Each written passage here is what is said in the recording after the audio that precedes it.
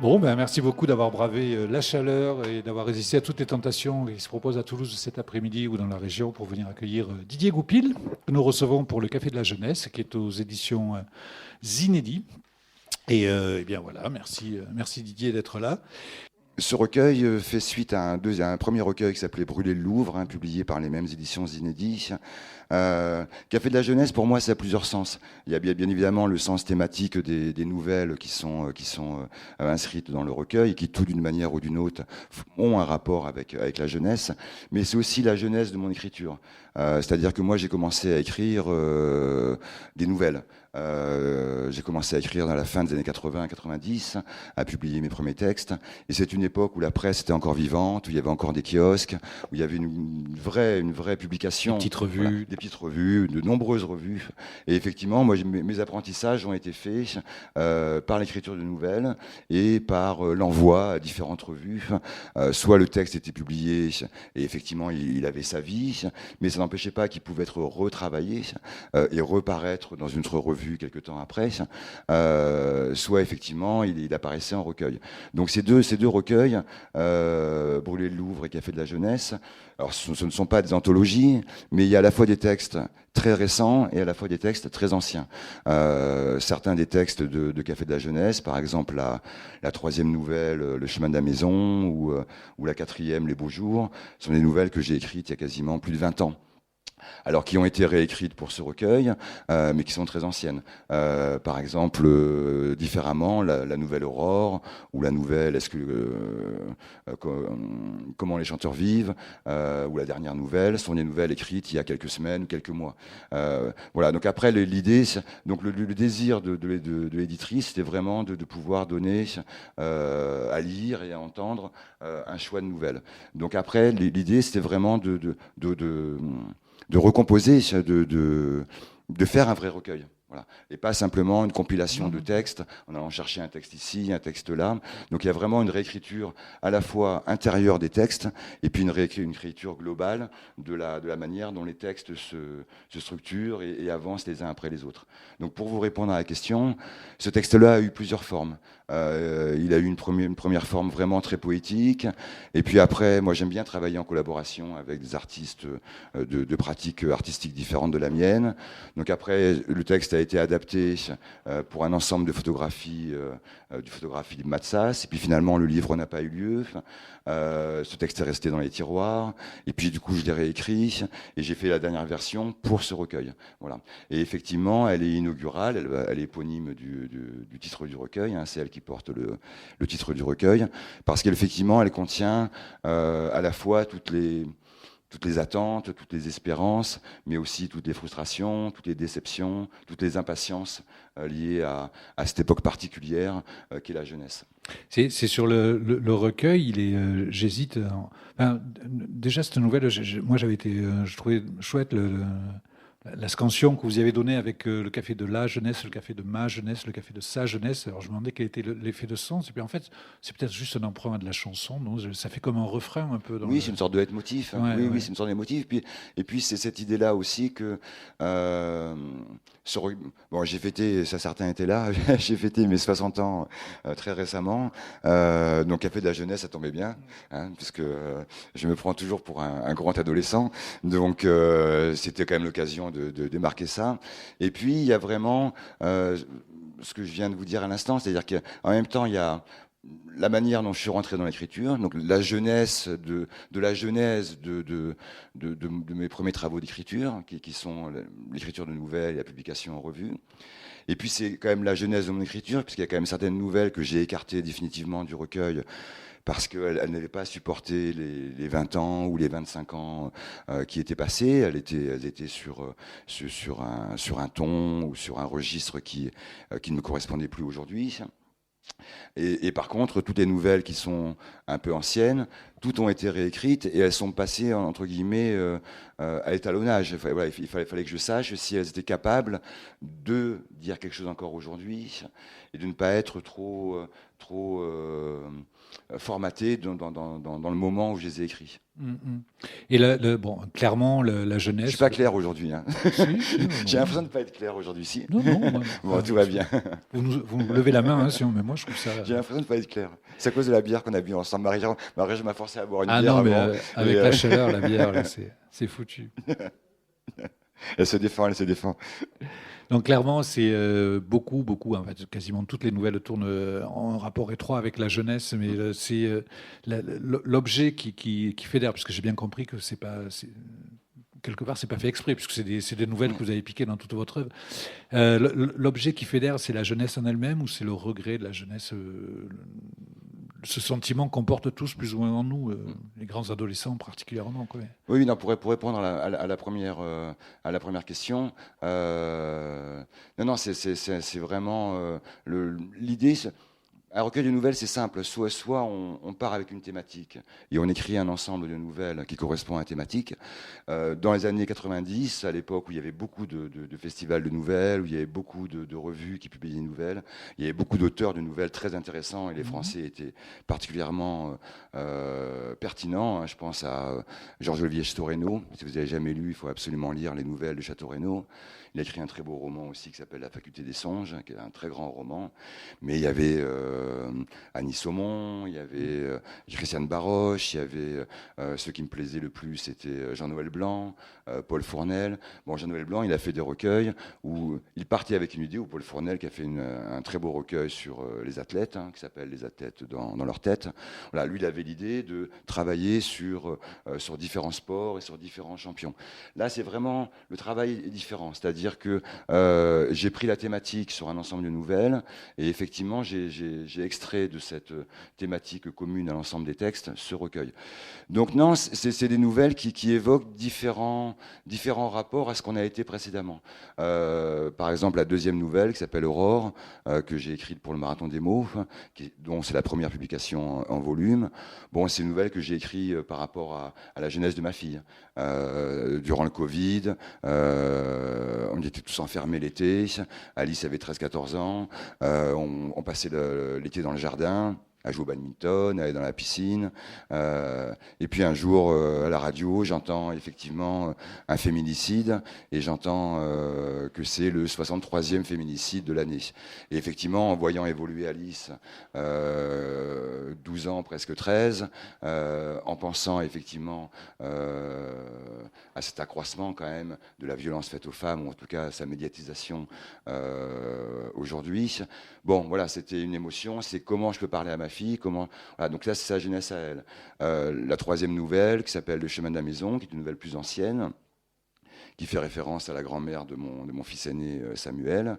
La grand-mère de mon fils aîné a eu dans les années 90 un Alzheimer extrêmement précoce, à l'âge de 54 ans. Elle est décédée très, très rapidement à 57 ou 58 ans. À l'époque, la maladie d'Alzheimer n'était pas reconnue, pas identifiée autant qu'elle l'est aujourd'hui. Bon, c'est une nouvelle que j'ai écrite parce qu'effectivement, la maladie d'Alzheimer provoque des troubles extrêmement profonds, mais elle renvoie en tant que sénilité à une forme de la jeunesse. Voilà, c'est-à-dire qu'on est quelqu'un qui a perdu sa maturité. À la dépendance. Voilà, à la dépendance. Voilà, donc dans toutes les nouvelles, il y a ce rapport-là. Et ce n'est pas forcément le regret, pour reprendre le mot que vous avez utilisé, ce n'est pas forcément le regret de la jeunesse, c'est les différentes facettes. En fait, c'est comme un vitrail, c'est différents éclats. Donc il y a effectivement... Souvent, l'adolescence et la jeunesse, elle est à la fois dans l'excitation, dans la jubilation, mais il y a toujours aussi une forme de... Comme après la fête, quand la fête est finie et qu'on balaye les cotillons, qu'on range les chaises, il y a toujours quelque chose d'un petit peu triste, il y a toujours quelque chose d'un peu qui s'en va. Un peu mélancolique. Un peu mélancolique, ouais, voilà. Ouais. Et d'ailleurs, Modiano, qui m'a devancé. Moi, j'avais trouvé le titre du texte et du recueil avant le livre de Modiano, qui s'appelle Café de la jeunesse perdue. Donc je l'ai gardé, parce qu'à un moment donné, je me suis dit, c'est pas parce que... voilà, bon, donc je l'ai fait. Mais j'allais dire presque, toute jeunesse est perdue. Donc c'est presque un emploi pléonomastique. C'est-à-dire que la jeunesse, elle est par essence perdue. Ouais, pourtant, il y a quand même au moins une nouvelle comme ça de tête où elle revient, la jeunesse. Enfin bon, il y a celle où, malheureusement, avec Maria, non, La- hum, euh, la cuisinière, Lola. Ouais, Lola, ouais. qui retombe, ce qu'on me disait Voilà. avant, il retombe en enfance, Qui c'est comme retombe en ça qu'on enfance, qui disait. retombe dans sa jeunesse. Ouais. Ouais, ouais. Et effectivement, c'est sa fille. Moi, j'ai une fille de 15 ans aujourd'hui. C'est moi qui lui donne le plan pour revenir à la Oui, oui, oui, maison. oui. Et là, c'est sa fille qui, effectivement, lui indique sur un papier le chemin pour revenir du restaurant de Port-Vendre où elle travaille à son domicile, parce qu'effectivement, elle a perdu le chemin. Mais l'idée de la jeunesse, c'est qu'on cherche son chemin. Donc, il y a beaucoup de Et chemins voilà. dans les nouvelles, parce qu'effectivement, quand on a 15, 16, 17, 18 ans, qu'on est dans cette voilà, dans cette formation-là, dans ce parcours-là, bah, ce qui importe, c'est les chemins qu'on ouvre, les chemins qu'on prend, qui ne sont pas les bons, on bifurque, on va ailleurs, on revient. Voilà, donc effectivement, il y a toujours cette idée de quel chemin on va prendre, quel chemin on va suivre. Et parfois, ces chemins sont des impasses, et parfois, au contraire, ils nous aident à grandir et à faire que la vie est plus ouverte. Et alors, c'est complètement en raccord avec la question que je voulais vous poser, parce qu'en fait, on parlait de la jeunesse qui revient, et il y a une nouvelle où le narrateur, qui ressemble à un écrivain, qui est dans une résidence, etc., etc., et c'est exactement ce que vous venez de raconter, est en plein labyrinthe. Dans cette Ouais. résidence, il est complètement paumé, il se casse à moitié la gueule pour revenir, l'itinéraire est horriblement compliqué, c'est un labyrinthe. Ouais.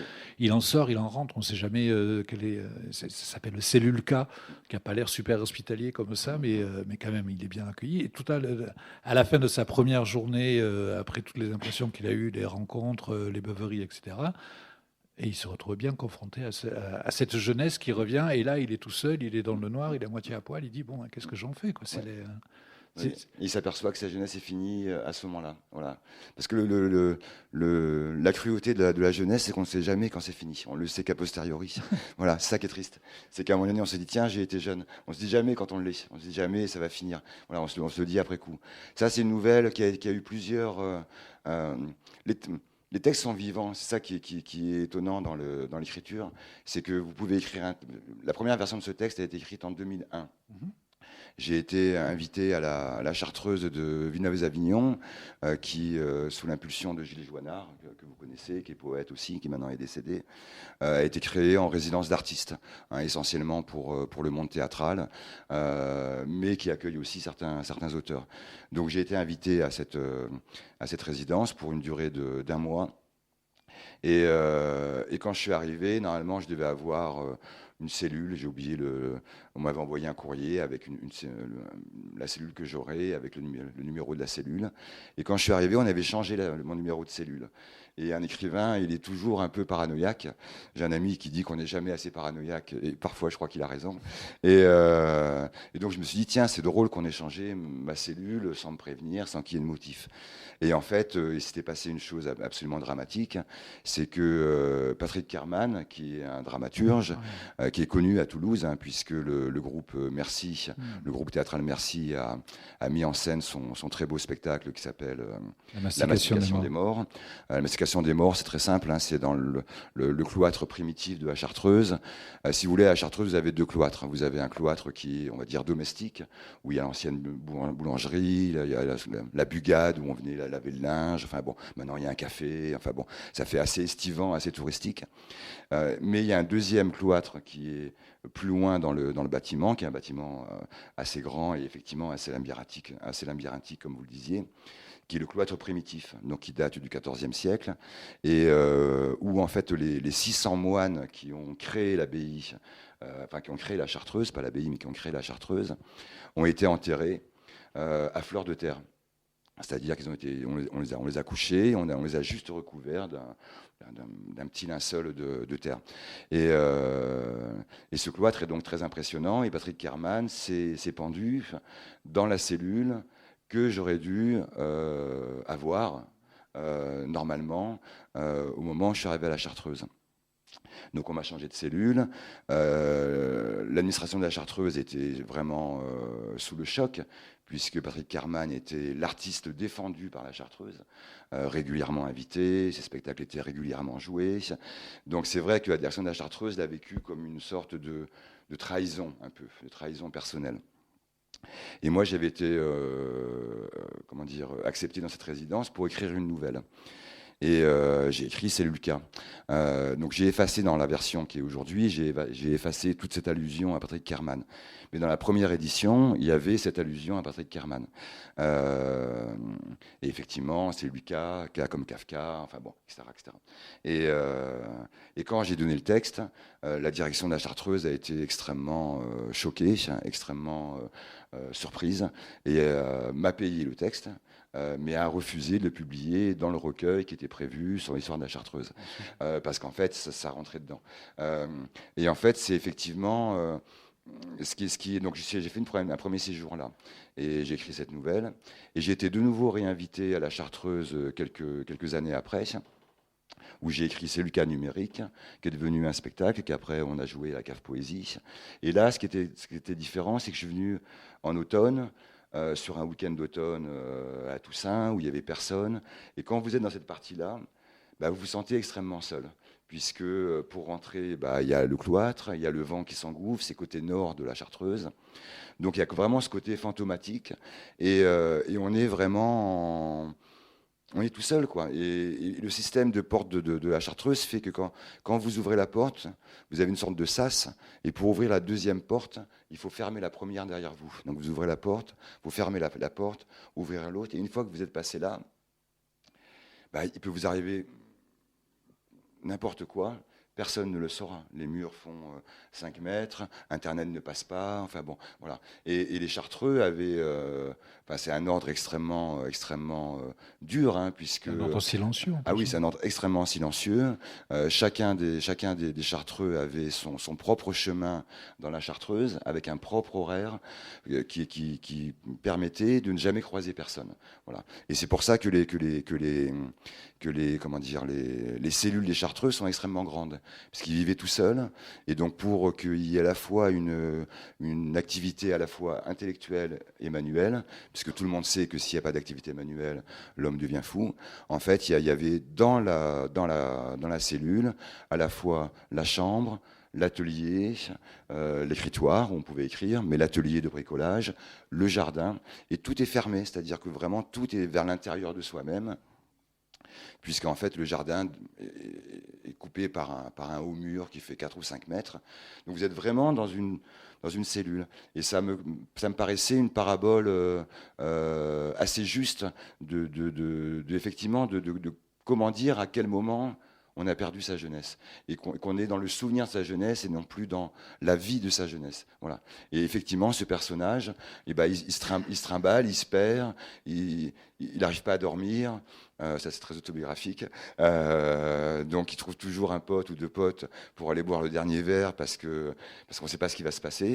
Et quand il rentre, il est confronté à la solitude, à la solitude qu'a vécu le moine avant lui, mais que va vivre aussi le poète après lui, hein, puisqu'il y a une sorte de corrélation, parce que ce lieu a été habité par des moines, il est habité par des poètes. Il y a vraiment ce lien, c'est-à-dire que c'est quand même des gens qui sont à l'intérieur d'eux-mêmes. Voilà.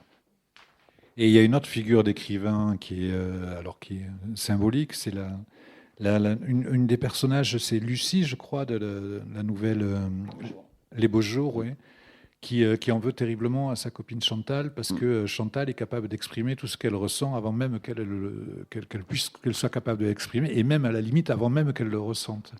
Et ça, c'est votre. Et donc, elle accuse sa copine d'être une voleuse d'histoire. Voleuse de sentiments, d'émotions. Ouais. Ouais. Bon, mais ça, c'est vous, quoi, non, clairement. Non je crois que ça arrive à tout le monde, ça. Moi, je me suis retrouvé dans des endroits où les gens disaient, je me disais, j'aurais aimé dire ça, j'aimerais parler comme eux, j'aimerais. Oui, il y a une forme c'est une nouvelle que j'aime beaucoup. Alors, c'est ce qui est intéressant, mais ça, c'est moi qui le vois peut-être plus que le lecteur, c'est qu'en même temps, quand on lit un auteur, on lit aussi les auteurs qu'il a aimés.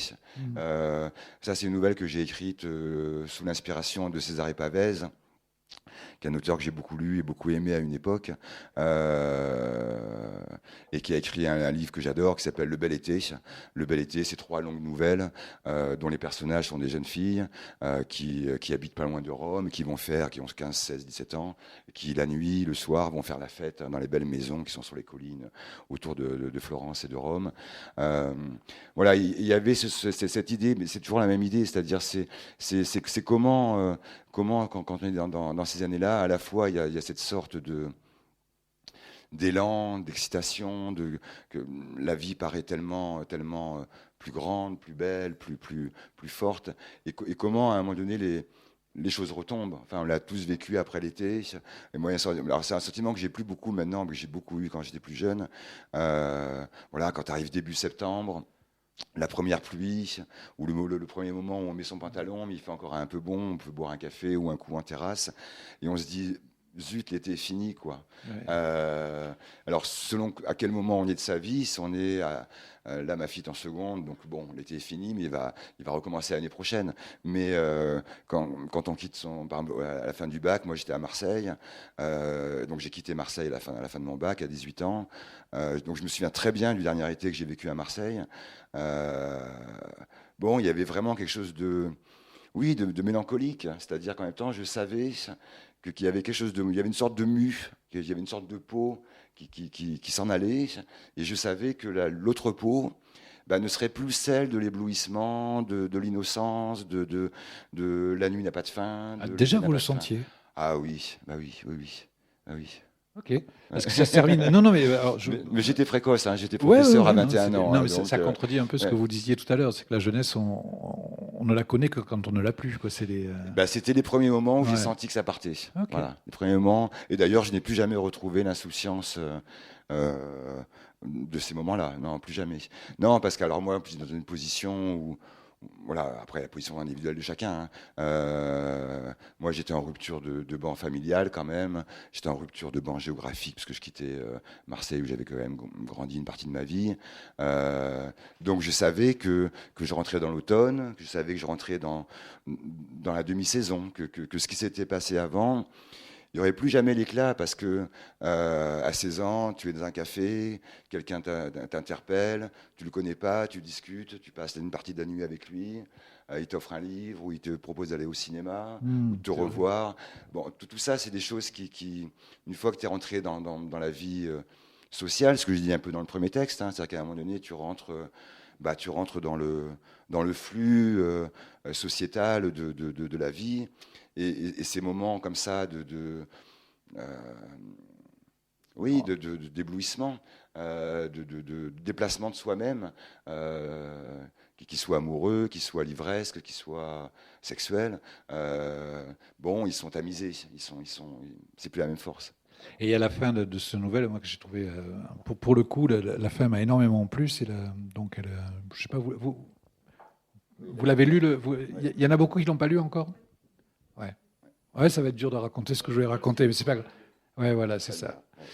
Et pourtant, c'était une bonne réponse à ce qu'on disait. Ouais, ouais, c'est une très Voilà. bonne réponse, mais en même temps, c'est vrai que c'est il y a dans ce nouvel, si ça, on peut le dire, dans ce Oui. nouvel, il y a une page qui se tourne et il y a quelque chose il y a une décision qui est faite qui donne la non-décision et il y a vraiment cette page et la jeune fille a une phrase magnifique alors que jusque-là, elle est pas spécialement, c'est juste une fille qui est ardente par la vie, qui est pleine et elle a une phrase extrêmement belle pour résumer la Non, mais situation. non, mais on peut le dire, c'est une jeune fille qui est enceinte et qui décide, parce qu'elle est trop jeune, d'avorter. Et à un moment donné, effectivement, elle regarde son ventre dans la glace et elle dit à son ventre, mais qu'aurais-je fait de toi et toi de moi et que t'aurais-je dit plus tard que ton père c'était l'été. Voilà. C'est ça la jeunesse. Hein. La jeunesse, c'est quand vos parents sont l'été ou l'amour. Et c'est aussi d'avoir la fulgurance Ouais. de trouver une phrase de ton père, c'était l'été, que c'était. Bah oui, parce que effectivement, son père n'est pas quelqu'un de nominatif qui a été élu, c'est un sentiment, c'est un. Et je crois qu'on est tous dans la même situation, c'est-à-dire que parfois on a vécu des choses extrêmement brèves, ou des rencontres, ou des moments qui sont. Finalement, si on regarde d'un point de vue biographique, qui ne sont pas importants dans la constitution de ce qu'on est devenu. Et pourtant, c'est comme une lumière dans la nuit. C'est-à-dire qu'on s'en souviendra toute notre vie. Alors, je parlais de films et de cinéma. Moi, quand j'avais 16 ans, j'étais beaucoup dans un univers d'hommes, et un univers homosexuel en l'occurrence, pour des raisons voilà, de ce que je représentais par rapport aux gens. Et c'est vrai qu'il y a des gens qui m'ont offert un livre, invité au cinéma. J'ai vu Mort à Venise comme ça, par exemple, à l'effroi de ma mère à l'époque, ou d'autres choses encore. c'est des choses vraiment très brèves, et en même temps, je sais que ça m'a construit plus fondamentalement que peut-être une année de lycée ou une amitié plus longue ou un prof qui m'aurait ouvert des portes, parce que c'est des choses tellement, tellement intimes et qui ont fait tellement leur chemin après à l'intérieur de soi-même. Et je ne serais pas aujourd'hui et l'individu que je suis et l'auteur que je suis devenu s'il n'y avait pas eu ces sortes de lucioles, en fait. Des petites choses qui, waouh, qui vous enlèvent. J'avais un ami qui était professeur, pas professeur, enfin un professeur de médecine, qui était médecin militaire. Bon, c'est quelqu'un qui m'a fait lire Barès, qui m'a fait lire Maurras, La colline inspirée de Barès, par exemple, m'a fait lire La nourriture terrestre d'André Gide, que j'ai cité, qui a été vraiment voilà, un éblouissement. Bon, cette personne que j'ai plus jamais revue, avec j'ai peut-être vu 10 fois dans ma vie, qui vraiment correspond à une période de l'été 80, 80-81. Cette personne m'a construit littérairement. Et là, j'ai eu une très belle critique de Sarah Vajda pour le site Borum sur ce recueil. Et elle cite Barès, alors que Barès n'est pas cité dans le livre. Et je me dis, bah, cette lumière, elle est tellement présente que quelqu'un qui est une grande lectrice comme Sarah Vajda a retrouvé Barès dans le livre, alors qu'il n'y a aucun moment où d'un point de vue, j'allais dire, objectif, on peut le retrouver. Ok. Et il y a un autre des personnages aussi qui est mu par quelque chose de beaucoup plus paradoxal. Je pense au vieux chanteur qui bon là pour le coup je dis Lugache pas grand chose. Lui carrément il va chercher la trouille tous les soirs sur la scène. Quoi, c'est Les artistes, ouais. les artistes de scène. Nous, on se cache là, par là où on est effectivement sur l'estrade. Non, c'est vrai que moi, j'écris maintenant un peu pour la scène aussi. J'ai fait pas mal de petites choses pour la scène. Bah, c'est un métier incroyable parce que vous avez rendez-vous. C'est Serge Lama qui le dit, hein, le texte est inspiré de ma rencontre avec Serge Lama il y a 1 an ou 2, là, il y a 2 ans. Bah, j'ai rendez-vous tous les soirs à heure fixe avec mon stress, avec ma peur. Et moi, j'ai eu l'occasion de faire 2 spectacles à la Cave Poésie. J'ai fait un spectacle, donc c'est Lucas Numérique, et un spectacle inspiré de Femmes du Monde, où j'étais sur scène, où je lisais beaucoup. Dans ces Lucas Numérique, j'avais beaucoup d'activités au niveau d'ordinateur, parce qu'en fait, il y avait le bureau de mon ordinateur était sur rétroprojecteur. Et c'est très particulier, parce que vos journées, en fait, sont cristallisées sur le rendez-vous que vous avez à 20h à la Cave Poésie. Et là, à chaque fois, c'est j'ai mal au ventre le matin, j'ai la gorge qui râpe, j'ai un bouton qui sort là. C'est-à-dire que tout devient problème par rapport au rendez-vous que vous avez à 20h le soir. Alors, il y avait un enjeu, bien sûr, parce qu'il y avait un peu de public, mais bon, l'enjeu n'était pas non plus... voilà. Et donc, et moi, j'étais incapable de rien faire de la journée. Hein. Je ne faisais que ça. Donc, il y a quand même ce côté-là. Et effectivement, les gens enfin, les acteurs, les comédiens, les comédiennes, les chanteurs, les artistes de cirque, enfin, bon, tous les gens qui donnent rendez-vous sur scène, bah, ils vont chercher aussi cette peur, cette frayeur individuelle. Alors après, là, ce qui m'a intéressé dans cette nouvelle, c'est autre chose.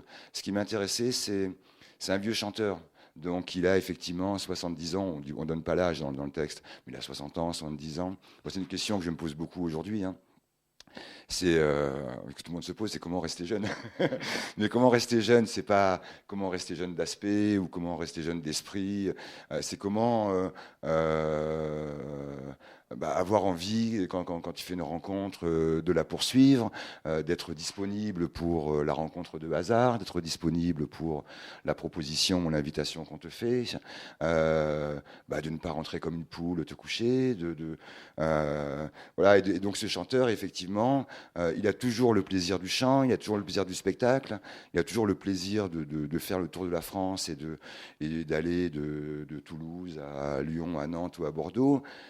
Et en même temps, il y a la plus profonde tristesse qui peut exister, c'est qu'effectivement, c'est devenu un vieux chanteur.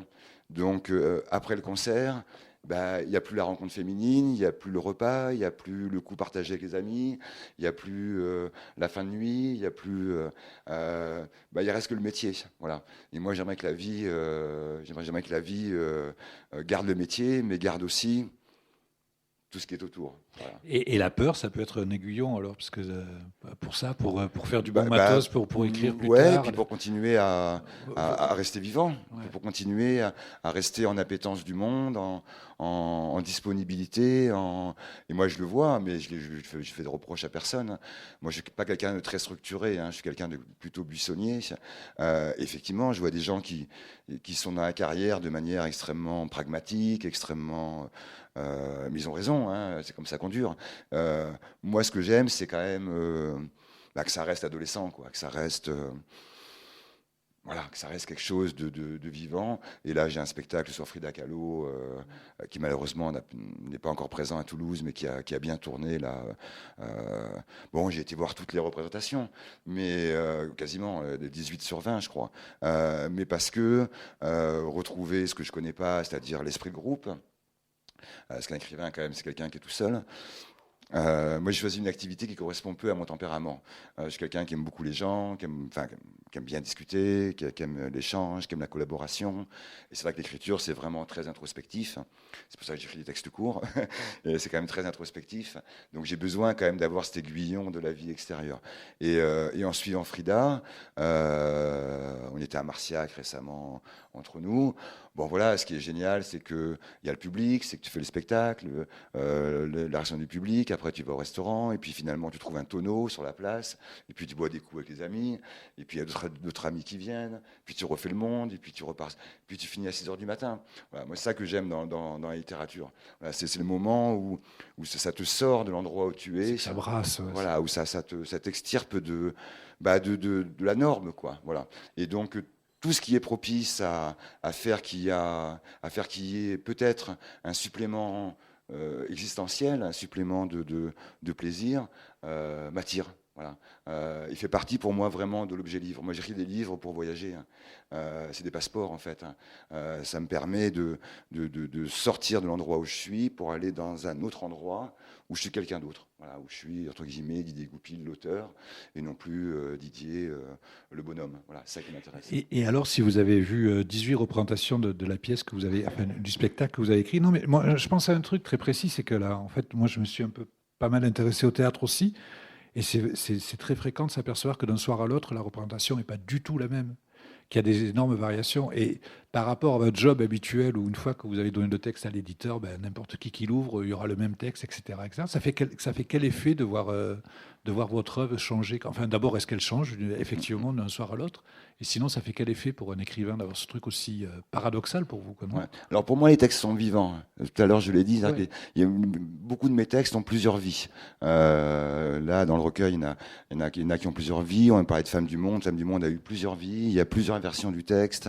Il y a la version Femme du Monde roman, il y a la version Femme du Monde pour la scène, il y a la version Femme du Monde adaptée avec Femme du Monde traverser la Seine.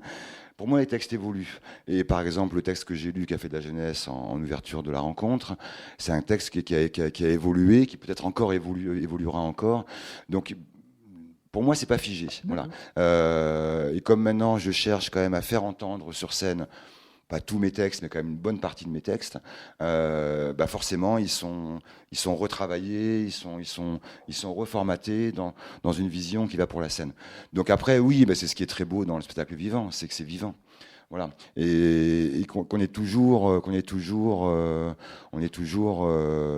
troublé parce que il y a un moment qu'on aimait beaucoup, qu'on aime moins, et puis il y a des fois où tout se passe bien.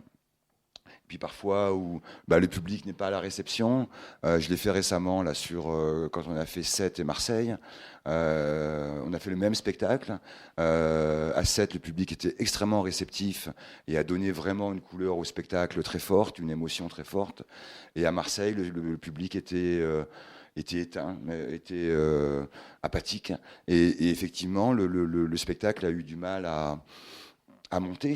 Ça ne veut pas dire qu'il était moins bien, ça ne veut pas dire que la comédienne ou les gens sur scène étaient moins bien, c'est que voilà, le spectacle vivant a besoin aussi de cette caisse de résonance silencieuse et abstraite qui est l'écoute du public. Voilà. Et ça, on ne peut pas le mesurer avant. Ouais. Et puis, en fait, j'imagine que ça vous plaît bien qu'il y ait la possibilité que la mayonnaise ne prenne pas, parce que ça veut dire qu'il y a aussi la possibilité qu'elle prenne, quoi. Les deux sont... Tout à fait. Ouais. Ça veut dire que les choses ne sont pas figées. Oui, oui. Et puis, c'est un drôle de sentiment un livre, c'est abstrait. Chacun va prendre le livre, chacun va le lire dans son fort intérieur, dans son moment. Donc c'est fait pour ça. Hein. Donc il y a cette transmission qui est très belle, hein, qui est celle du livre. Ce qui est beau dans le spectacle, c'est qu'il y a une immédiateté, il y a une incarnation des mots. Là, en l'occurrence, c'est une adaptation, donc c'est pas à 100% mes mots, même si j'ai tout réécrit pour ce qui est de Frida, mais c'est quand même très personnel malgré tout la manière dont je l'ai traité. Donc c'est un autre plaisir. C'est une autre émotion, c'est un autre stress aussi, parce que quand les mots arrivent mal ou quand ça se passe pas très bien, parce que le public est en moins bonne réaction, parce que la comédienne a un petit coup de mou, parce qu'il y a un souci technique, c'est assez violent. Alors que quelqu'un qui n'aime pas votre nouvelle et qui la lit chez lui ou chez elle, j'allais dire, c'est comme ça, on le sait peu. Donc là, vous êtes quand même en vulnérabilité. Mais ça, c'est un plaisir que j'aime beaucoup, ouais, oui. À propos de vulnérabilité, il y a alors bon, on va pas passer toutes les nouvelles une par une, mais il y en a quand même une, moi je trouve spécialement singulière.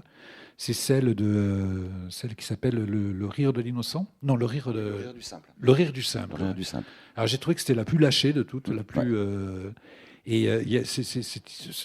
C'est presque comme un conte fantastique, quoi. C'est de ce gamin qui est, enfin, ce nourrisson, c'est vraiment un tout petit bébé. Un bébé, ouais. Bébé, ouais. Là, on sent qu'il y a du vécu, mais et puis d'un seul coup, il y a cette image, on dirait presque d'un Goya qui apparaît en plein milieu, qui fout carrément les jetons. Il y a une vanité. Voilà, c'est une vanité. Oui, une vanité, oui.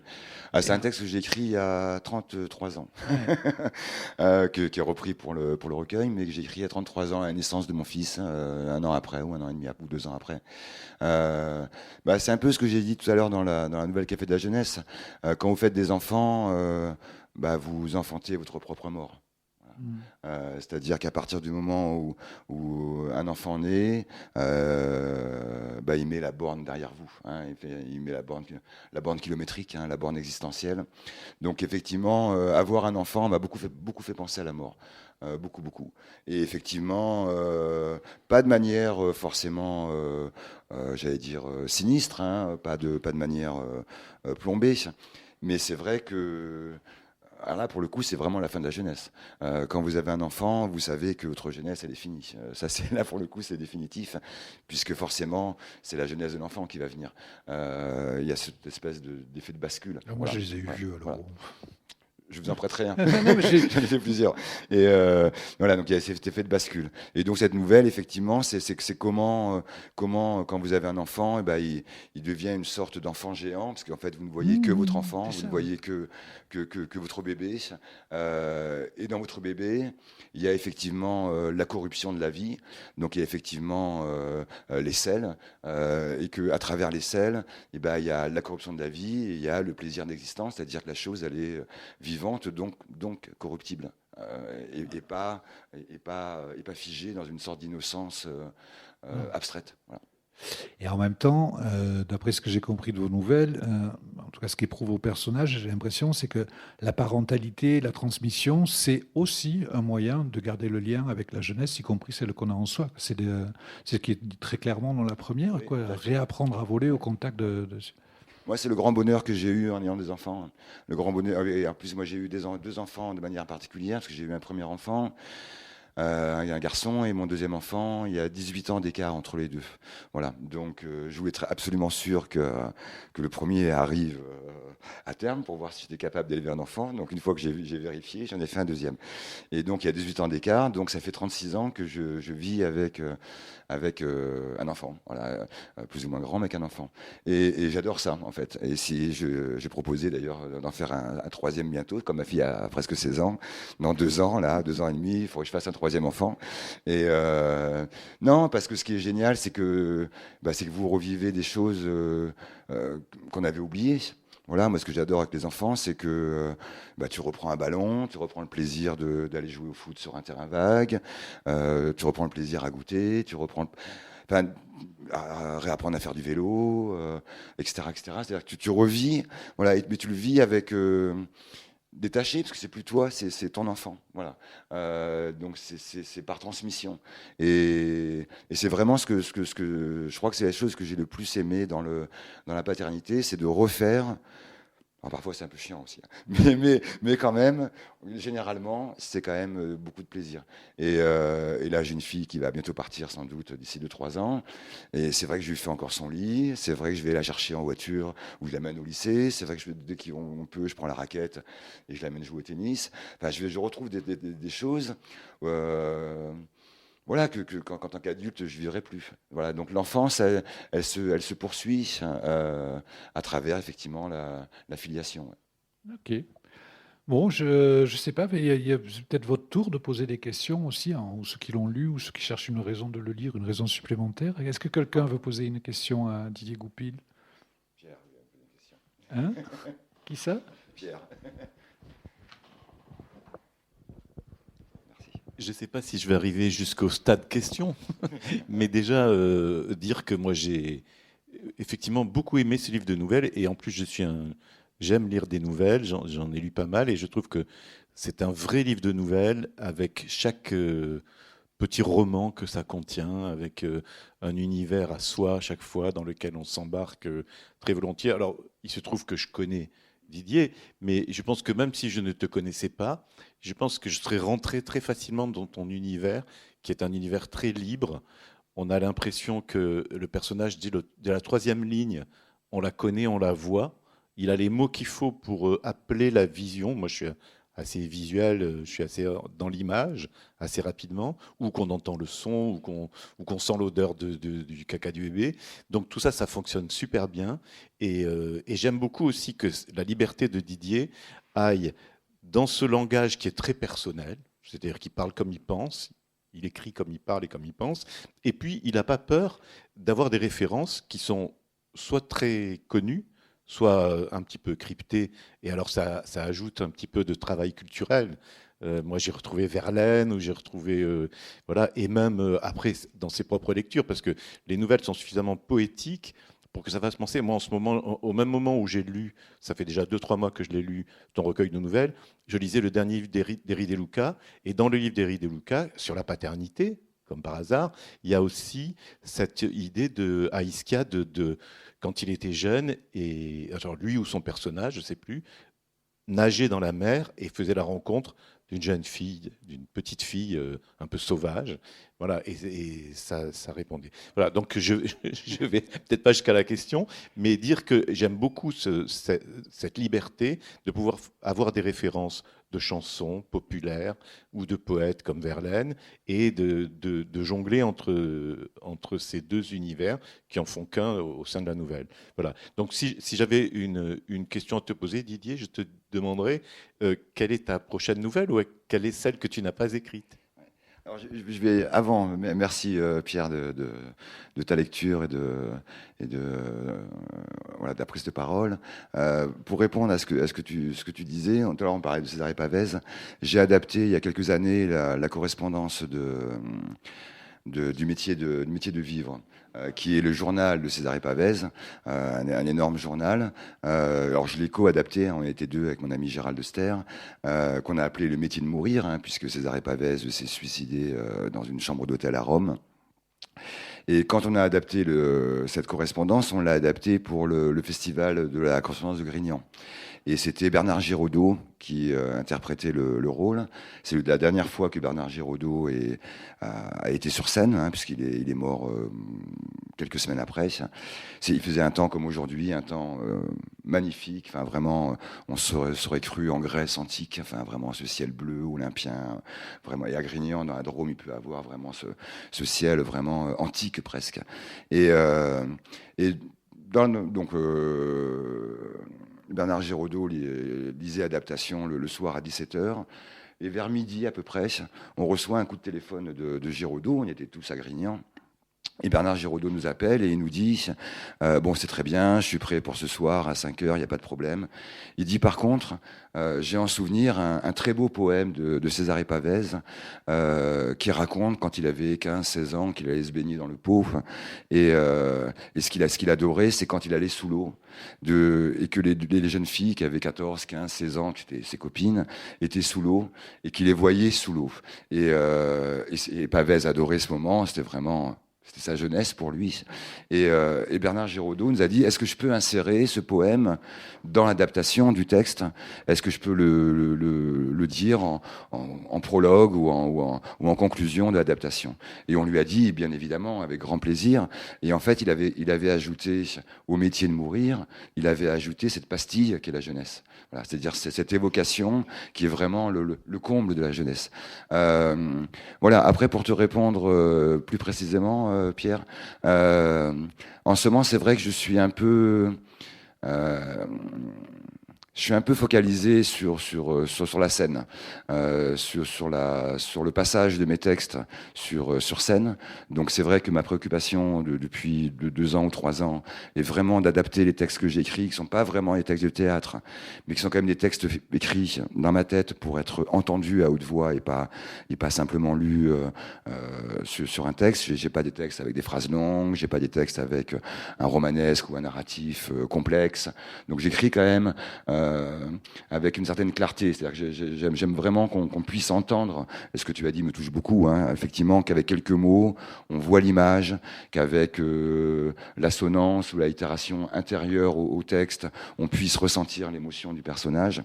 Donc c'est vrai que pour l'instant, je suis quand même plus dans l'adaptation de texte pour la scène que dans l'écriture d'un nouveau texte. Après, je pense qu'aujourd'hui, il faudrait que j'écrive Hôtel de l'avenir. Voilà, dont on a parlé déjà plusieurs fois, qui est le texte biographique sur ma vraie jeunesse, hein, c'est-à-dire quand j'étais vraiment très très jeune et l'abandon de mon père en particulier. Voilà, donc je pense qu'il faut que j'arrive maintenant à écrire ce texte. Peut-être il faut que j'attende que mon père meure, ce qui n'est pas le cas encore en ce moment. Peut-être qu'effectivement, quand il va mourir, ce qui ne devrait pas tarder, j'espère, je vais réussir à passer à cette étape-là. Mais voilà, je pense que c'est ce texte-là qu'il faudra que j'écrive. Après, c'est vrai que pour être entièrement honnête, je me suis un peu éloigné de l'écriture de bureau. Voilà, pour plein de raisons. Peut-être parce que j'ai perdu aussi un peu d'orgueil personnel. Pour écrire, il faut quand même beaucoup d'orgueil personnel. J'ai peut-être dû perdre un peu d'orgueil personnel. C'est vrai que d'un point de vue pratique, la manière dont fonctionne le monde de l'édition aujourd'hui n'est pas un monde qui m'intéresse et qui répond à ce que sont mes aspirations d'échange, d'activité, d'aller voir ailleurs comment ça se passe. J'y trouve très peu. Donc, comme tu le sais, j'ai fait une quinzaine d'années, beaucoup autour de la peinture, même si j'ai beaucoup écrit autour de Roger Comestève.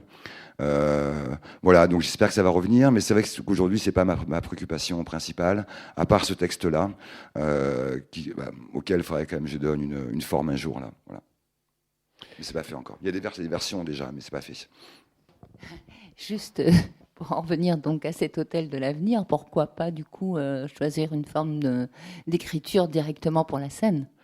Oui, alors directement pour la scène ou fragmenté.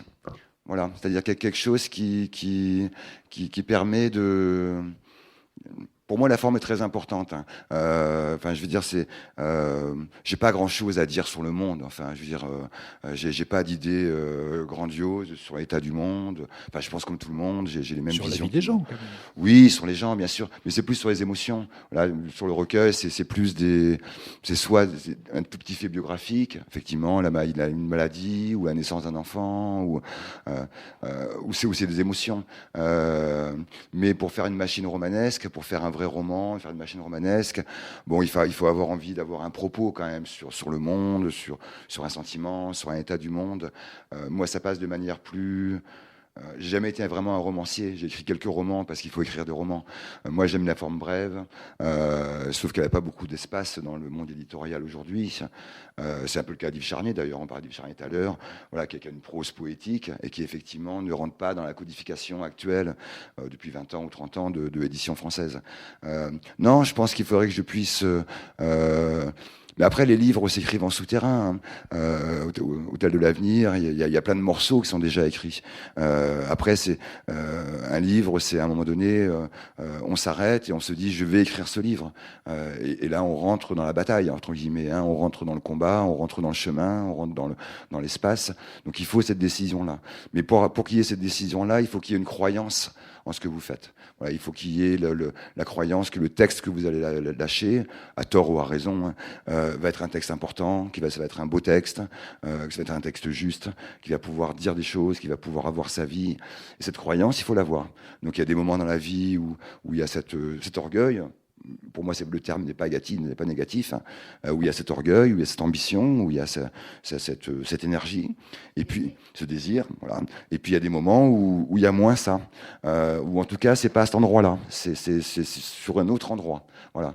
Non, mais tu as raison, Marianne, j'y avais pas réfléchi sur ce texte-là, en l'occurrence, j'y avais pas réfléchi concrètement. Mais c'est vrai que tu ouvres une porte, puisque comme je suis en ce moment dans ce type d'écriture, ça ouvre une porte. J'ai les personnages, hein, le père, le fils et le cheval qui devient... Et le cheval, non, c'est le cheval. Parce que mon père voulait devenir jockey. Et il était trop grand pour devenir jockey. Il avait quelques centimètres de trop et quelques kilos de trop. Donc il a ouvert une boucherie chevaline. Et donc voilà, donc il y a le cheval, il y a mon père et il y a moi. Donc il manque plus la boucherie. Effectivement, il y a assez d'ingrédients. Il y a assez d'ingrédients. Voilà. Donc non, mais tu m'ouvres une porte parce qu'effectivement, j'y ai pas pensé. Et comme je ne veux pas l'écrire d'un point de vue, on a parlé avec Pierre d'un très beau livre que j'aime beaucoup qui s'appelle Deux pères français de Michel Castillo. Voilà, qui raconte un peu qui raconte pas l'histoire que j'ai vécue, mais qui est quand même un peu dans l'esprit de ce que j'ai vécu avec mon père. Voilà, je n'ai pas envie, et je suis pas en capacité créatrice, hein, d'écrire l'équivalent au roman. Je le sais, parce qu'il y a des moments où vous savez que cet espace-là, vous ne pourrez pas le dire de cette manière-là. Parce que vous avez pas le talent qu'il faut, vous n'avez pas la force qu'il faut. Et donc il faut trouver des choses qui escamotent en fait ce que vous n'avez pas à dire. Voilà. Je suis d'accord avec votre ami.